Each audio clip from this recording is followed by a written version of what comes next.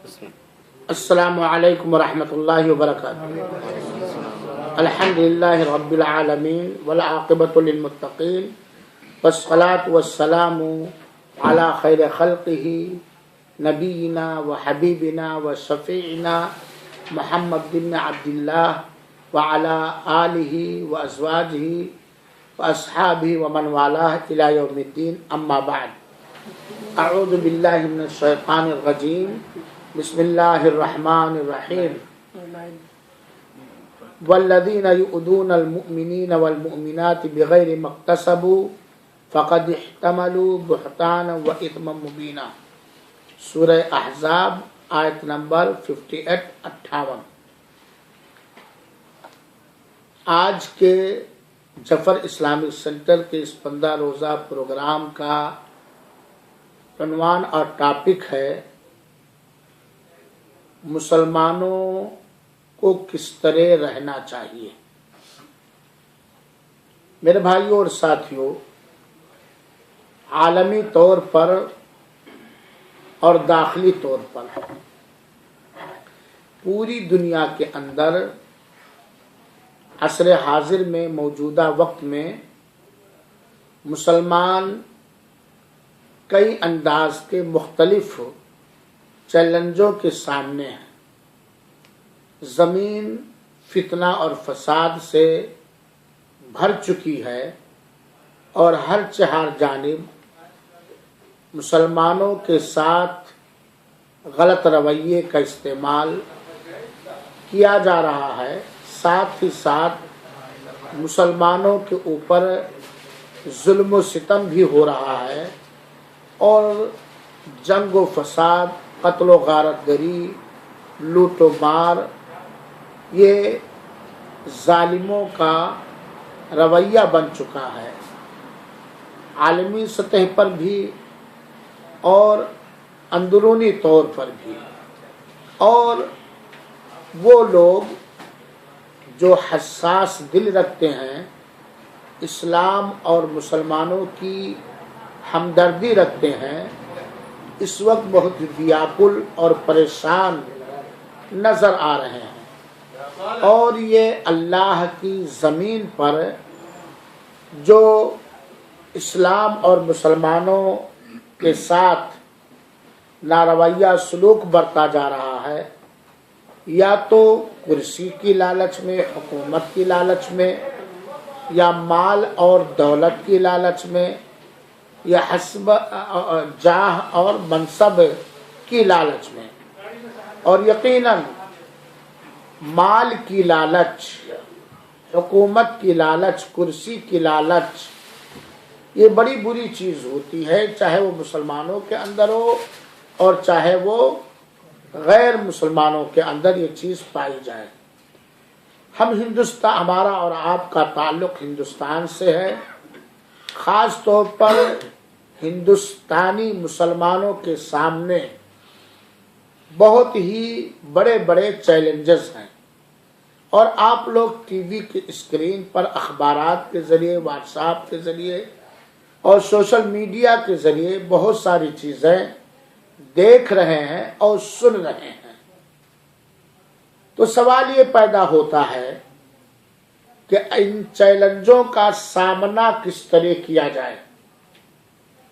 کفر کی طرف سے، شرک و بدعت کی طرف سے، کرسی اور منصب کے ناپاک لالچ کی طرف سے، جو مسلمانوں کے سامنے، مسلمانوں کے مسجدوں اور مدرسوں کے سامنے، مسلمانوں کی بچیوں کے سلسلے میں، یا دین اسلام کے تعلق سے جو کچھ اللہ کے دشمنوں کی جانب سے چیلنج آ رہے ہیں، دھمکیاں دی جا رہی ہیں، چاہے کھلے الفاظ میں دھمکیاں مل رہی ہوں یا چپکے دھمکیاں مل رہی ہوں، ان چیلنجوں کا سامنا کیسے کیا جائے، اپنے وجود کو باقی رکھنے کے لیے، اپنے دین کی سربلندی کے لیے، اپنی مسجدوں کی حفاظت کے لیے،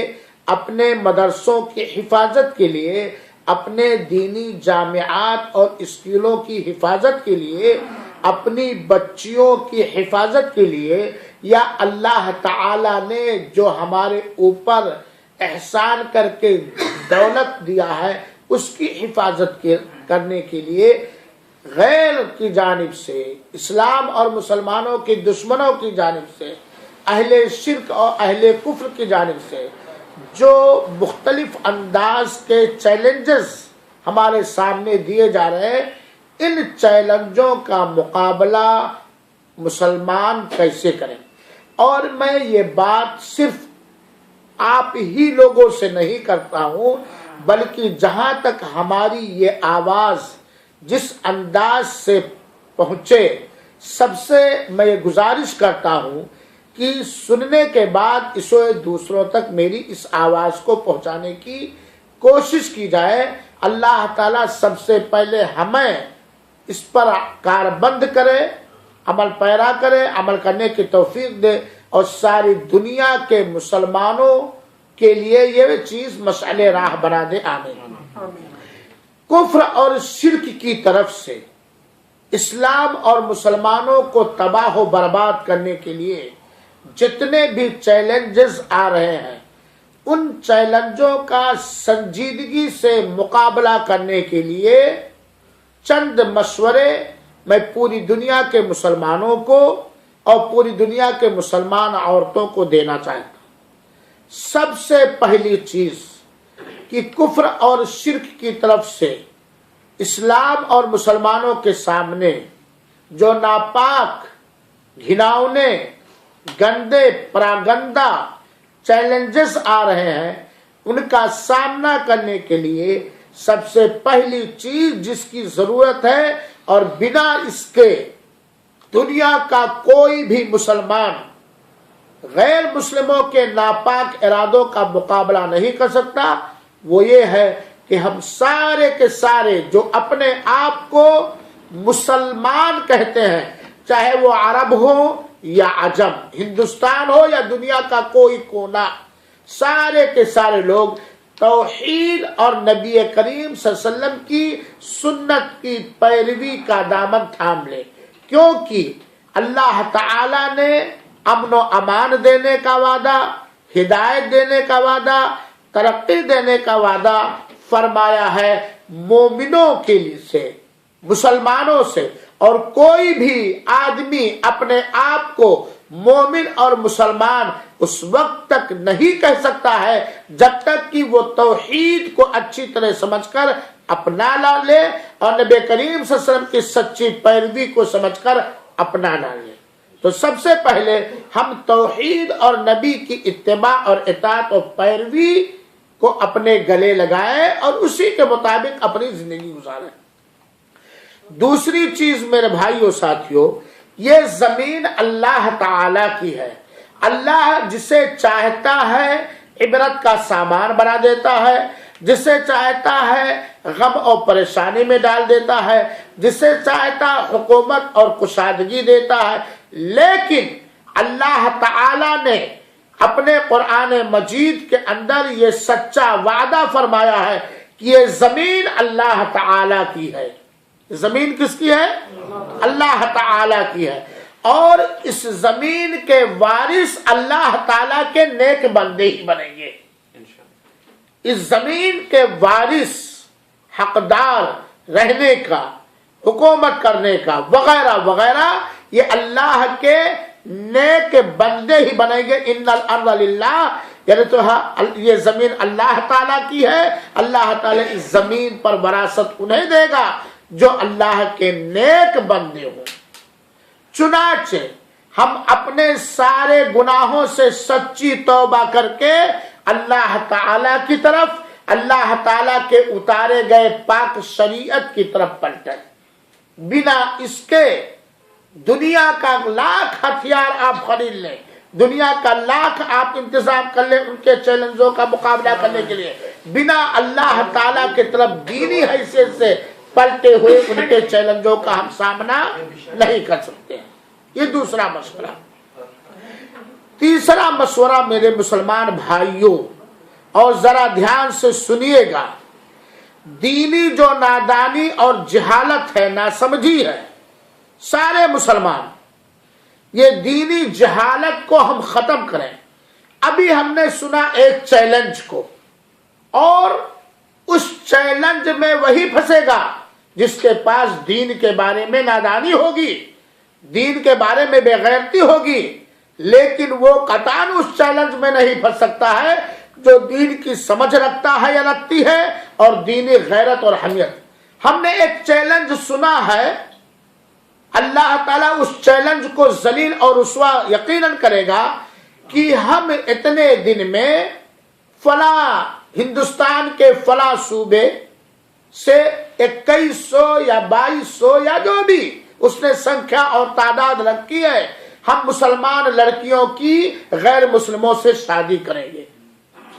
ہو سکتا ہے کوئی مسلمان لڑکی جو اپنے آپ کو مسلمان کہتی ہو جھانسے میں آ جائے، لیکن یقیناً یہ بات سچ ہے کہ جب مسلمانوں کے اندر دینی غیرت پیدا ہوگی، دینی حمیت پیدا ہوگی، دینی علم پیدا ہو جائے گا، دین کے بارے میں جاہلیت اور جہالت کی ساری چیزیں ختم ہو جائے گی، ایک مسلمان لڑکی وہ ظالموں کے تیر و تفنگ اور تلوار سے قتل ہو جانا پسند کرے گی، لیکن اگر اس کے اندر دین ہے، ایمان ہے، توحید ہے، دین کی معلومات ہے، تو وہ دشمن اسلام کے جھانسے میں نہیں آ سکتی۔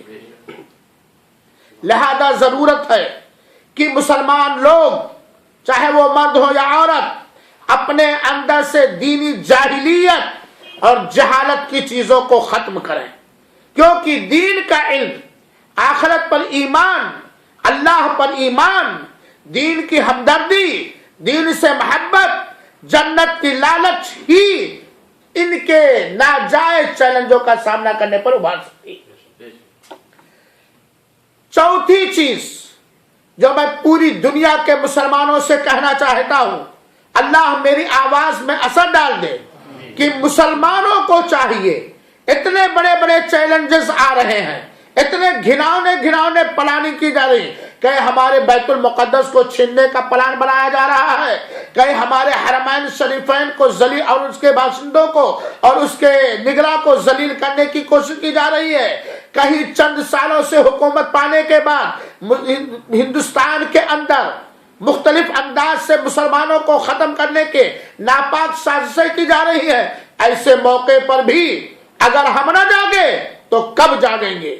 اس لیے چوتھا مشورہ ہم دے رہے ہیں کہ سارے مذہبی اختلافات کو ختم کر کے، نسلی غرور کو ختم کر کے، عصبیتوں کو ختم کر کے، اللہ کی کتاب اور نبی پاک صلی اللہ علیہ وسلم کی سنت کے مطابق، صحابہ کرام کے طرز زندگی کے مطابق ہم آپس میں بھائی بھائی ہو جائیں، ہم آپس میں متفق ہو جائیں، سیاسی اتفاق بھی ہو، اقتصادی اتفاق بھی ہو، سماجی اتفاق بھی ہو، دینی اتفاق بھی ہو، اور سارے مسلمانوں کے لیے اللہ تعالیٰ نے جو دین اتارا ہے وہ قرآن مجید کے اندر ہے، اور اللہ تعالیٰ نے جو دین اتارا ہے نبی پاک صلی اللہ علیہ وسلم کے صحیح حدیثوں کے اندر ہے، اور وہ صحابہ کرام جنہوں نے ملکوں کو فتح کیا، دی ازانے کبھی افریقہ کے صحراؤں میں، افریقہ ہی نہیں پوری دنیا میں اسلام کے پرچم کو لہرایا، اور اپنی حکومت میں یہودیوں کو امن و امان کے ساتھ رکھا، نصرانیوں کو امن و امان کے ساتھ رکھا،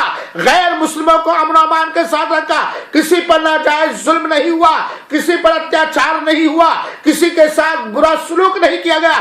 آج اسلام اور مسلمانوں کے دشمن ہمارے عمر فاروق رضی اللہ تعالیٰ عنہ کی سیرت پاک کو پڑھیں، حضرت ابوبکر کی سیرت پاک کو پڑھیں، صلاح الدین ایوبی کے سیرت پاک کو پڑھیں، کہ ناجائز کسی بھی غیر مسلم قوم پر اسلام اور مسلمانوں کے حکمرانوں نے قطعاً ظلم نہیں کیا، اور نہ اسلام اس کی انومتی اور اجازت ہی دیتا ہے کہ اللہ کے کسی بندے پر۔ آج کے جمعہ کے خطبے میں آپ لوگوں نے سنا کہ جب سیدنا عمر فاروق رضی اللہ تعالیٰ عنہ نے بیت المقدس کی چابی کو لیا اور ان کے حوالے کیا گیا بیت المقدس کو، فلسطین کو فتح کیا، تو نہ کوئی مندر گرایا، نہ کوئی چرچ گرایا، نہ کوئی گرجا گھر گرایا، سارے لوگ امن و امان کے ساتھ ان کی حکومت میں زندگی گزار رہے تھے۔ تو میرے بھائیوں ساتھیوں، ضرورت ہے کہ سارے مسلمان اور مسلمانوں کے خاص طور پر جو دینی رہنما ہیں،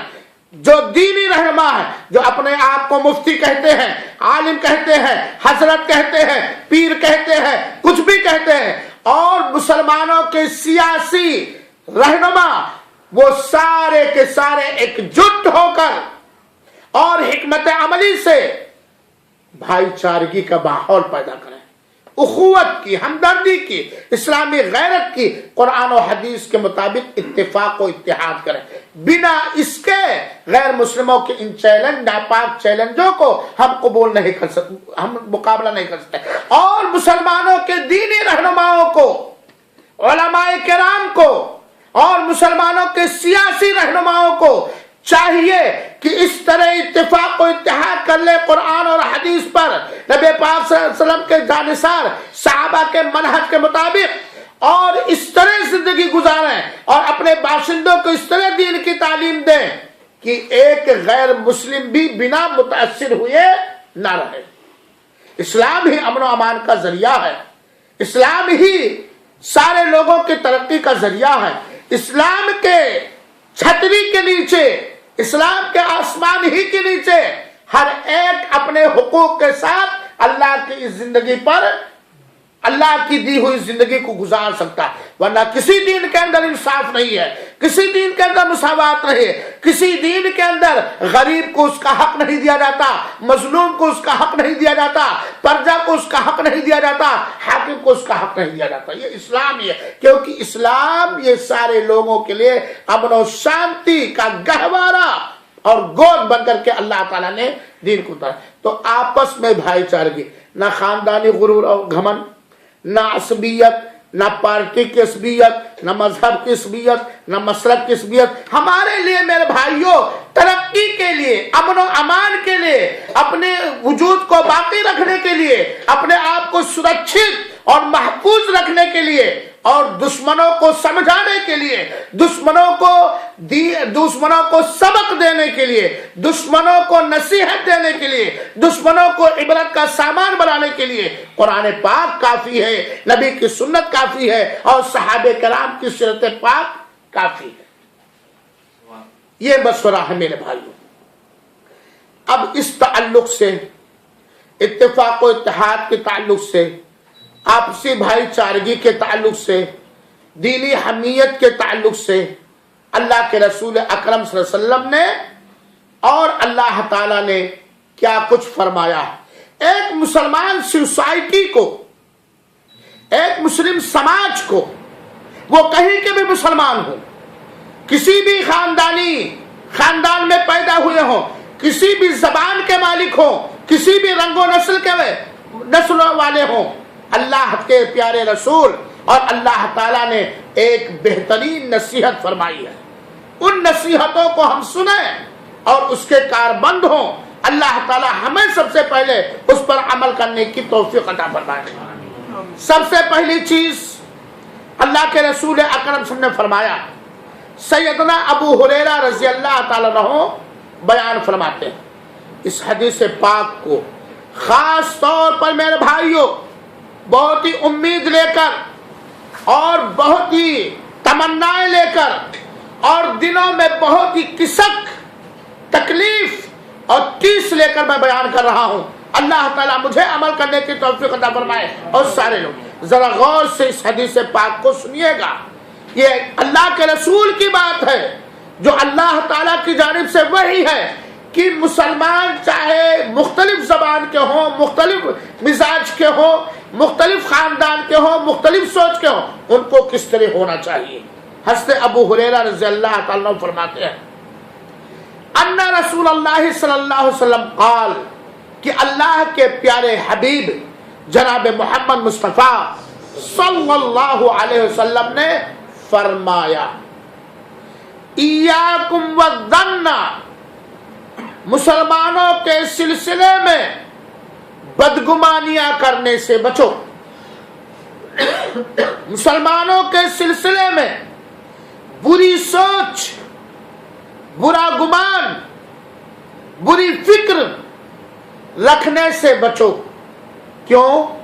کیونکہ جب مسلمانوں کی سوسائٹی میں بدگمانیاں پھیلیں گی تو کبھی اتفاق و اتحاد نہیں ہو سکتا، کبھی بھائی چارگی نہیں ہو سکتی، کبھی ہمدردی کا ماحول نہیں پیدا ہو سکتا۔ کتنی بھی چیزیں ہو، مسلمان کے لیے عذر تلاش کرو۔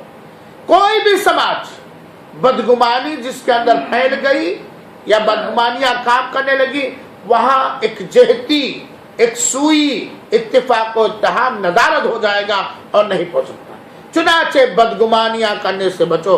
فَإِنَّ الظَّنَّ أَكْذَبُ الْحَدِيثِ، کیونکہ جھوٹی باتوں میں سب سے جھوٹی بات بدگمانی ہے، کیونکہ بدگمانی کا کوئی بنیاد نہیں ہے، بدگمانی کا کوئی بیس نہیں ہے، یہ ہے کوئی بنیاد نہیں، کوئی بنیاد نہیں۔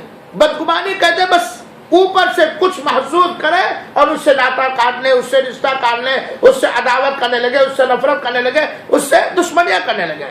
جھوٹی باتوں میں سب سے زیادہ اور بڑی جھوٹی بات بدگمانیاں ہیں۔ اور اللہ کے رسول اکرم صلی اللہ علیہ وسلم نے ایک حدیث کے اندر بیان فرمایا، وَلَا تَحَسَّسُوا وَلَا تَجَسَّسُوا، لوگوں کی عیب جوئی سے بچو، لوگوں کے کمیوں کو کھینچ کھینچ کر، کریت کر نکالنے سے بچو۔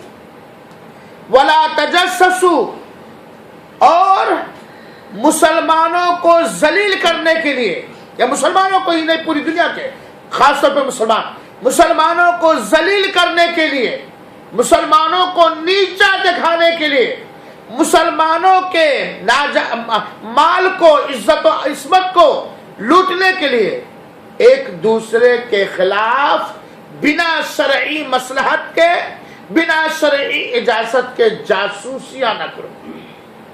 جاسوسیاں آج یہ عیب پایا جاتا کہ نہیں؟ اگر کسی کی تنخواہ کم ہے اور کسی کی تنخواہ زیادہ ہے، ایک ہی کمپنی میں ہم کام کر رہے ہیں، زیادہ تنخواہ والے کو نیچا دکھانے کے لیے اس کی جاسوسی کر کے کفیلوں کو پہنچاتے ہیں۔ ہے یہ چیز کہ نہیں؟ حاکموں کو اب تو اتنی، ہم کیا بتائیں، آپ جب سماج کے اندر گھسیں گے، مسلم سماج کے اندر، تو دیکھیں گے کہ بے جا جاسوسی کر کے مسلمانوں کی کمیوں کو، مسلمانوں کے معاملے کو غیر مسلموں کے حوالے جاسوسی کے ذریعے لوگ پھیلا رہے ہیں، جس سے خود ان کا نقصان ہوتا ہے اور جس کے خلاف جاسوسیاں کریں ان کو نقصان ہوتا ہے۔ وَلَا تَنَافَسُوا، اور دنیا کے معاملے میں، دولت کے معاملے میں، کرسی کے معاملے میں، نظامت کے معاملے میں، سرداری کے معاملے میں اور دیگر معیوب چیزوں کے معاملے میں ایک دوسرے سے آگے بڑھنے کی کوشش نہ کرو، ایک دوسرے سے تنافس نہ کرو۔ تنافس، ایک دوسرے سے آگے بڑھنے کی کوشش جنت حاصل کرنے میں ہونی چاہیے، اللہ کی رحمت حاصل کرنے میں ہونی چاہیے، اللہ کی قربت حاصل کرنے میں ہونی چاہیے، دین کا علم اور دین کی سمجھ حاصل کرنے میں ہونا چاہیے۔ دولت کے معاملے میں، کرسی کے معاملے میں، سرداری کے معاملے میں، قیادت کے معاملے میں، یا کسی قوم، کسی اپنے مسلم بھائی کو، مسلم خاندان کو نیچا دکھانے کے بارے میں ایک دوسرے سے سبقت نہ کرو۔ آپ دیکھیے ان لوگوں کے جیب بھرے جاتے ہیں جو اسلام اور مسلمانوں کے ازلی دشمن ہیں، اپنے ملکوں کے اندر اسلام اور مسلمانوں کے ازلی دشمن ہیں، رشوت کے ذریعے مسلمانوں کے خلاف۔ انہوں نے ہمیں جیل میں بند کرانے کے لیے 1 لاکھ دیا ناجائز طریقے سے، تو ہم بھی ناجائز ہی طریقے سے فلاں خاندان کے مسلمانوں کو جیل میں ٹھوسنے کے لیے 2 لاکھ دے رہے ہیں، کرسیاں حاصل کرنے کے لیے۔ ہے بات یہ کہ نہیں ہے؟ تو ایک جو ہے دنیاوی معاملے میں ایک دوسرے سے آگے، کیونکہ ان ساری چیزوں سے مسلمانوں میں ایک جہتی، ایک سوئی اور اتفاق نہیں پیدا۔ وَلَا تُحَاسِدُوا، اور آپس میں ایک دوسرے سے حسد نہ کرو۔ اور آپ جانتے ہیں، میں نے حسد کے بارے میں آپ لوگوں کے سامنے تقریر بھیجی تھی لمبی، میں نے آپ لوگوں نے سنا کہ نہیں سنا؟ کسی کی نعمت برباد ہو جائے اور وہ نعمت ہمیں مل جائے، یہ حسد ہے۔ اللہ تعالیٰ اپنے فضل و کرم سے، رحمت سے جسے چاہتا ہے نوازتا ہے، چاہے اولاد ہو، چاہے کرسی ہو، اور چاہے دولت ہو، اور چاہے جو ہو، اللہ جسے چاہتا وہ نوازتا۔ اے دنیا کے مسلمانوں، ہمارے پاس جتنی چیزیں ہیں یہ سب اللہ تعالیٰ کی دی ہوئی ہیں۔ اللہ تعالیٰ اپنی حکمت کاملہ کے ذریعے جو چاہتا ہے، بندہ چاہے نہ چاہے، اللہ اسے دیتا ہے۔ اس میں کسی کی اجارہ داری نہیں ہے، کسی کی ٹھیکیداری نہیں ہے۔ چاہے اللہ دیتا آزمانے کے لیے اپنے اس بندے کو، اور چاہے اللہ دیتا ہے اس کی تائید اور تکریم کرنے کے لیے، یا اللہ تعالیٰ دیتا ہے اس کی مدد کرنے کے لیے، اللہ ہی جانتا ہے۔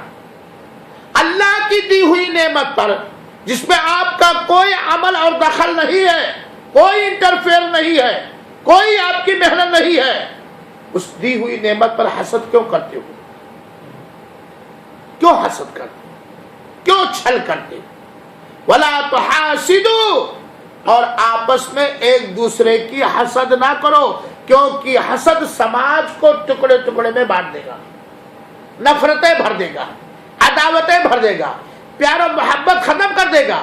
چنانچہ دیکھ لیجئے، دو سگے بھائی ہیں، اگر دو سگے بھائی ہیں، کسی بھائی کو اللہ تعالیٰ نے کوئی منصب دے دیا، کرسی دے دی، لائق اولاد دے دیا، دولت دے دی، یہ اللہ تعالیٰ نے اسے دیا ہے، چاہے اس بندے کی محنت کے بدلے اللہ نے دیا ہے، یا اللہ نے اس کو آزمانے کے لیے دیا ہے۔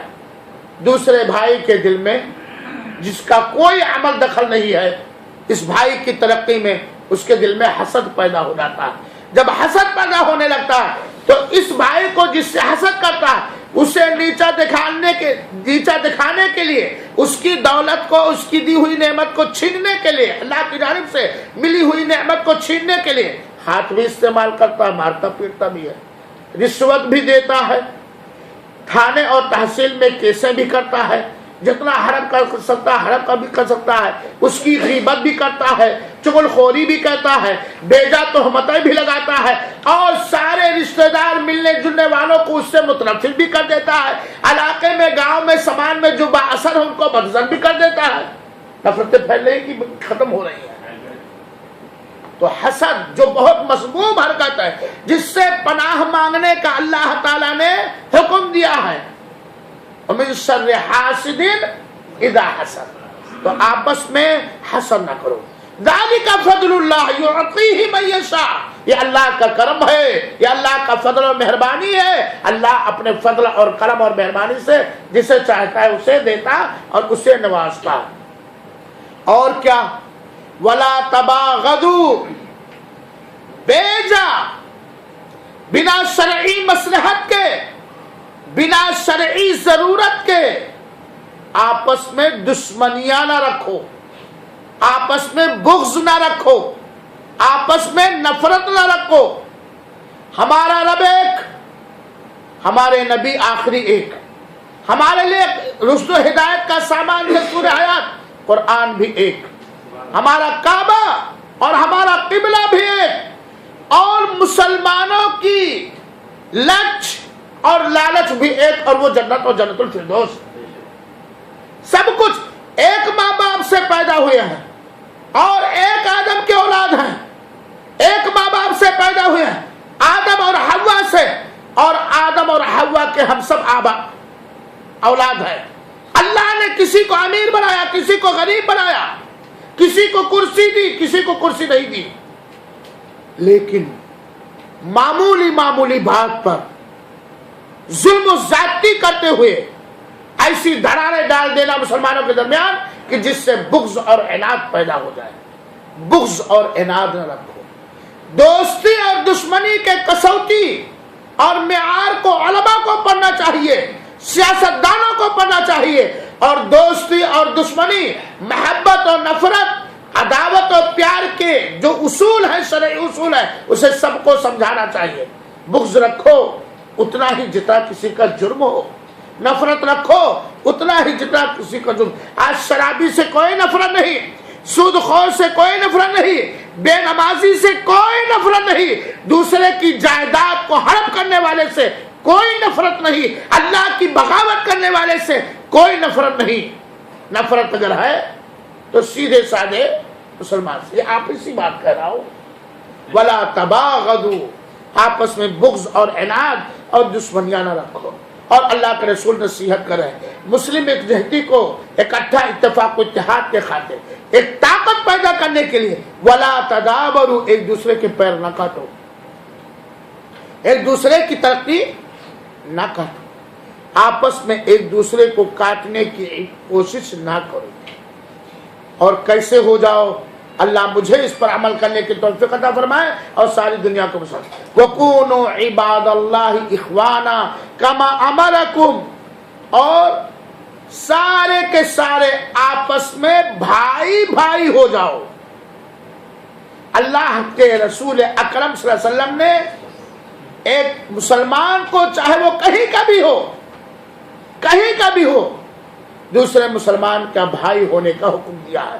لیکن ہائے رے جہالت، ہائے رے نادانی، ہائے رے دولت کی لالچ، ہائے رے ہائے دنیا کے اغراض و مقاصد کے خاطر آج دو سگے بھائیوں میں بات چیت نہیں ہے، بھائی بہنوں میں بات چیت نہیں، اور اگر تہ تک پہنچا جائے تو صرف زن زر زمین، عورت جائیداد اور زمین ہے بات کی نہیں۔ یا اللہ کے رسول لمحہ فکریہ ہے، اللہ کے رسول کونوا عباد اللہ، اللہ کی عبادت کرنے والے نیک بندے بن جاؤ، سارے کے سارے لوگ کونوا عباد اللہ، اللہ کے بندے بن جاؤ، شیطان کے بندے نہ بنو، من کے بندے نہ بنو، کرسیوں کے بندے نہ بنو، دولت کے بندے نہ بنو، خاندانی غرور کے بندے نہ بنو، آن بان کے بندے نہ بنو، کونوا عباد اللہ، اللہ کے بندے بن جاؤ۔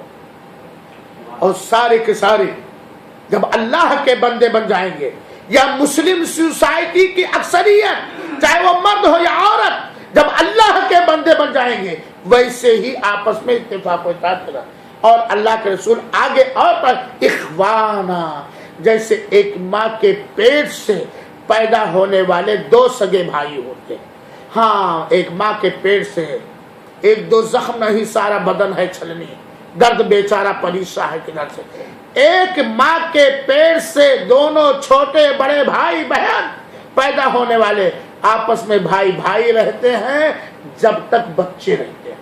آسمان میں ہی دیکھا جا رہا ہے، جب تک بچے، دو سگے بھائی، ایک بڑا ایک چھوٹا، ابھی نا عمر میں کم سنی میں ہے، صغر سنی میں ہے، چھوٹا ہے، اس کے چھوٹے بھائی پر یا بڑے بھائی پر اسکول کے اندر کوئی لڑکا وار کرے تو دونوں دو بدن اور ایک جان ہو جاتے ہیں۔ لیکن یہی بھائی جو اشہد اللہ الہ الا اللہ و اشہد ان محمد رسول اللہ پڑھتے ہیں، جب یہ بڑے ہونے لگتے ہیں اور جب بھائیوں میں حسد پیدا ہوتا ہے، بھائی بہنوں میں حسد پیدا ہوتا ہے اور دولت کی لالچ پیدا ہو جاتی ہے، زمین کی لالچ پیدا ہو جاتی ہے، دنیاوی ترقی کی لالچ پیدا ہوتی ہے، تو یہی دونوں بھائی جو بچپن میں بھائی بھائی تھے، جو کسی دوسرے کا ظلم برداشت کرنے کے لیے نہیں تیار تھے، آج وہی ایک دوسرے پر ظلم کرنے لگتے ہیں، حکومتوں کے ذریعہ، سماج کے ذریعہ، اپنی طاقت کے ذریعہ اور مختلف انداز سے۔ بھائی بھائی ہو جاؤ، اسی سے اتحاد پیدا۔ جب تک ہم اللہ کے بندے نہیں بنیں گے اور اللہ کے بندے بن کر آپس میں بھائی بھائی نہیں بنیں گے، اس وقت تک ہم اس زمین پر اللہ کے دین کو، جو سارے لوگوں کا دین ہے، ہم اس کو غالب نہیں کر پائیں گے، اور اس وقت تک ہم امن و امان کے ساتھ نہیں رہ سکتے ہیں۔ کما امارکم، ایسے بھائی بھائی ہو جاؤ جیسا کہ تمہیں اللہ تعالیٰ نے حکم دیا ہے۔ المسلم اخو المسلم، کوئی مانے یا نہ مانے، کوئی اس پر عمل کرے نہ کرے، جو مانا اپنا فائدہ کیا، جو عمل کیا اپنا فائدہ کیا۔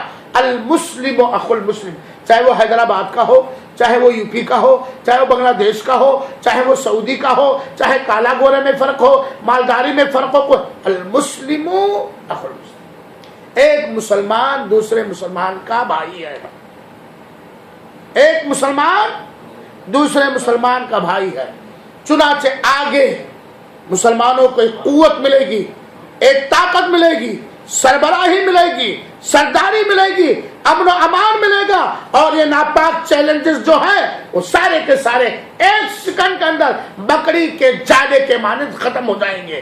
تقوی والے ہم بنیں، دیندار ہم بنیں۔ اللہ تعالیٰ اللہ کے رسول فرماتے ہیں ایک مسلمان دوسرے مسلمان کا بھائی ہے، لا یظلمہ، جب بھائی ہے تو اپنے بھائی پہ ظلم نہ کرے۔ ایک مسلمان اپنے بھائی پر ظلم نہ کرے۔ اللہ تعالیٰ مجھے ظالم ہونے سے بچائے اور مظلوم ہونے سے بچائے۔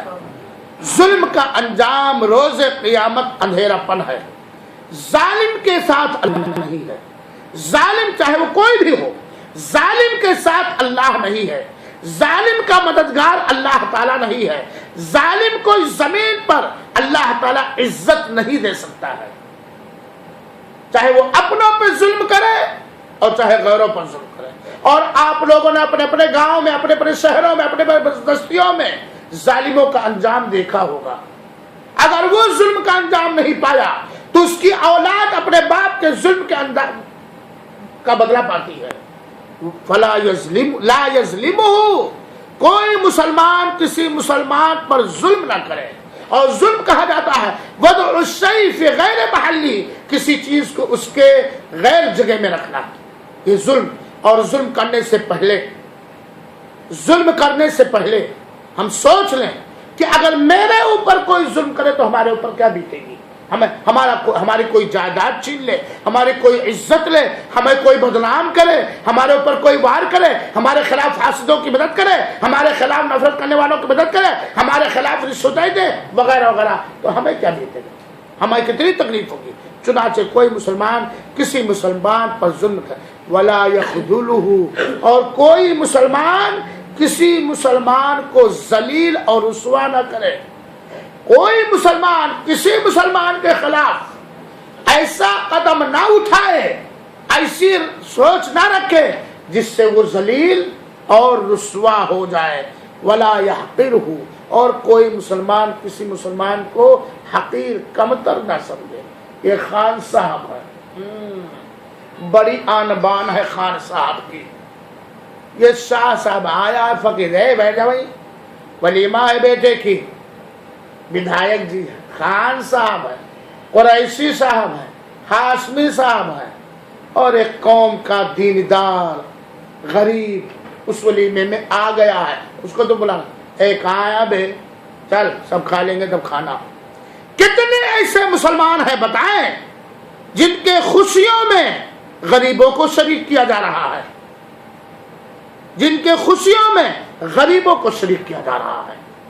سماج میں بدقسمتی جو خاندانی بٹوارا ہے، نسل کا جو بٹوارا ہے، منصبوں کا جو بٹوارا، کتنے ایسے مسلمان ہیں جو وہ لوگ جو سماج میں سماجی جہالت سے بنا ہوا بٹوارا ہے، اس کی وجہ سے غریب کے ساتھ کوئی مسلمان کسی مسلمان کو ذلیل نہ کرے، رسوا نہ کرے۔ اپنے ہی بھائی کو تو ذلیل کرے گا، اپنے اللہ پر ایمان رکھنے والے کو تو حقیر سمجھتا ہے۔ اے ہندوستانی مسلمانوں، آج تک تمہاری آنکھیں نہ کھلی کرسی کو لینے کے لیے، آپ کی مسجدوں کو ڈھانے کے لیے، آپ کی بچیوں کو اپنا بہو بنانے کے لیے۔ لوگوں نے تو دلتوں کو اپنے ساتھ ملا لیا، چماروں کو اپنے ساتھ ملا لیا، حالانکہ ان کے اندر یہ سارے بٹوارے تھے۔ مسلمان تو ایک کئی بدن اور ایک جان ہے۔ اور آج بھی تمہاری آنکھ نہ کھلی، آج پارٹیوں میں بٹے ہوئے ہو، آج مذہبوں میں بٹے ہوئے ہو، آج خاندانی غرور اور نسلی غرور میں بٹے ہوئے ہو، اور ایک مسلمان کو ذلیل کر رہے ہو، رسوا کر رہے ہو۔ کوئی مسلمان کسی کو ذلیل نہ کرے۔ التقویٰ ہا ہونا، التقویٰ ہا ہونا، اور اللہ کے رسول نے اپنے ہاتھ سے، اللہ کا تقویٰ دل میں ہے، اور دل میں جو ہوتا وہی چھلکتا ہے۔ دل میں اللہ کا تقویٰ بٹھاؤ اور دل میں جو ہوتا ہے وہی چھلکتا ہے۔ اللہ کے رسول اکرم صلی اللہ علیہ وسلم کہتے ہیں بِحَسْبِ امْرِئٍ مِّنَ الشَّرِّ أَن يَحْقِرَ أَخَاهُ، انسان کے لیے، انسان کے برا ہونے کے لیے، دشت ہونے کے لیے، نکما ہونے کے لیے یہی کافی ہے کہ وہ اپنے کسی دیندار مسلمان بھائی کو ذلیل اور حقیر اور کمتر سمجھے۔ کل المسلم علی المسلم حرام، ایک مسلمان دوسرے مسلمان پر حرام ہے۔ بات بڑی پیاری ہے لیکن سگنل ریڈ ہو چکا ہے سید صاحب کی طرف سے۔ ایک مسلمان دوسرے مسلمان پر حرام ہے. کیا کیا حرام ہے؟ دمہ، ایک مسلمان کا خون حرام ہے. کسی مسلمان کا قتل جائز نہیں ہے الا یہ کہ اللہ کا حق وہاں ہو. ایک مسلمان کا خون حرام ہے. وعرضہ، ایک مسلمان پر دوسرے مسلمان کی عزت و آبرو حرام ہے، اس کی عزت و آبرو حرام ہے. ومالہ، اور ایک مسلمان کا دوسرے مسلمان پر بنا اجازت مال حرام، مال حرام. اور آج دیکھ لیجئے، ایک مسلمان کا ہمارے اوپر قتل حرام، ایک مسلمان کی بے عزتی کرنا ہمارے اوپر حرام، اس کی عزت لینا ہمارے اوپر حرام. ایک مسلمان کا بنا شرعی اجازت کے یا صاحب مال کی اجازت کے مال لینا حرام ہے، حرام ہے. لیکن آج دیکھیے، بتائیں مسلمانوں کی سماج میں کہ ایک باپ کے 3-4 بیٹے اور بیٹیاں ہیں، کہ وہ ایک ہی ماں باپ کے بیٹے بیٹیاں اس چیز پر عمل کر رہے ہیں. آج بھائی سے عزت ہماری محفوظ نہیں، آج بھائی سے مال ہمارا محفوظ نہیں، آج بھائی کے چلے تو ہمارا خون محفوظ نہیں ہے. ہے بات کہ نہیں ہے؟ کل مسلم علی المسلم حرام. ہر مسلمان کو اس چیز پر غور کرنا چاہیے اور فیصلہ اللہ کے حوالے کرنا چاہیے، یا بیٹھ کے فیصلے کر لینا چاہیے. ایک مسلمان دوسرے مسلمان کے اوپر حرام ہے، اس کا قتل حرام ہے، اس کی عزت لینا یہ حرام ہے، اس کا مال حرام. ان اللہ لا ينظر الى اجسامکم، سن لو، یہ تمہاری باڈی، یہ تمہاری خوبصورتی، یا جسم سے جو کچھ ہے، یا جو ابھی اللہ تعالیٰ نے تمہارے جسم کے اندر ہنر رکھا ہے، قیمتی چیز رکھا، اللہ تمہارے جسموں کو نہیں دیکھتا ہے اور نہ تمہاری شکل و صورت کو دیکھتا ہے. وَلَٰكِنْ يَنظُرُ إِلَىٰ قُلُوبِكُمْ وَأَعْمَالِكُمْ، لیکن اللہ تعالیٰ تمہارے دلوں کو دیکھتا ہے کہ تمہارے دلوں میں اللہ کا تقوی کتنا ہے، تمہارے دلوں میں تمہارے مسلمان بھائی کا احترام کتنا ہے، تمہارے دلوں میں تمہارے مسلمان بھائی کے بارے میں نیک خواہشات کتنے ہیں. وَأَعْمَالُكُمْ، اور تمہارے عمل کو دیکھتا ہے. نہ اپنے دل کی خیانتوں کو اللہ تعالیٰ سے چھپا سکتے ہو، نہ اپنے دل کی چوریوں کو اللہ تعالیٰ سے چھپا سکتے ہو، نہ اپنے دل کی منافقت سے اور چھل سے اللہ تعالیٰ سے چھپا سکتے ہو، اور نہ اپنے کرتوت کو، اپنے کریکٹر کو، اپنے عمل کو اللہ تعالیٰ سے نہیں چھپا سکتے ہو.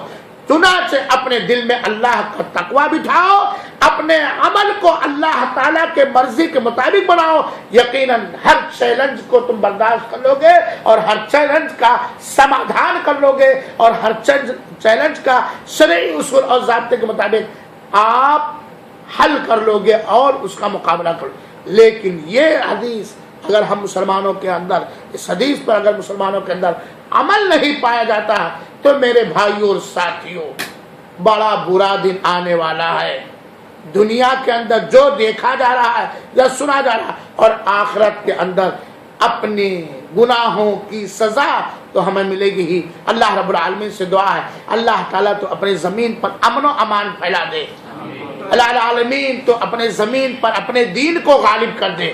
اللہ تعالیٰ تو اپنے زمین پر خاص طور پر اپنے آپ کو مسلمان کہنے والوں کو صحیح سمجھ دے، انہیں تقوی دے، انہیں دین کے بارے میں سمجھ دے، اور وہ اسلامی حقوق کے پالن کرنے والے ہو جائے.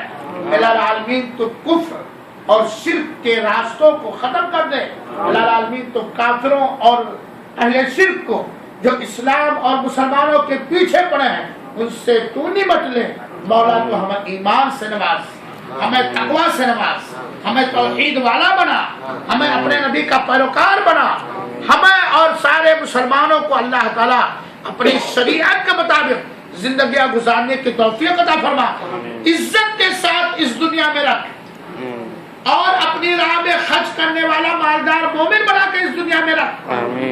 دین کی سربلندی کے اسباب میں سے ہمیں بنا اللہ العالمین. اور جب دنیا سے اٹھا تو ایمان کے ساتھ، نیک عمل کے ساتھ، تقوی کے ساتھ ایسے وقت اٹھا کہ تو ہم سے راضی ہو اور ہم تجھ سے راضی ہیں. اللہ العالمین ہماری اصلاح فرمائے اور مسلمانوں کو صحیح سمجھ دے، ان کے اندر سارے اختلافات کو ختم کر کے منہج صحابہ کے مطابق اتفاق و اتحاد پیدا کرنے کی توفیق دے، آمین۔ وصلی اللہ وسلم علی نبینا محمد صلی اللہ علیہ وسلم، وآخر دعوانا ان الحمدللہ رب العالمین، والسلام علیکم ورحمۃ اللہ وبرکاتہ، وجزاکم اللہ خیرا۔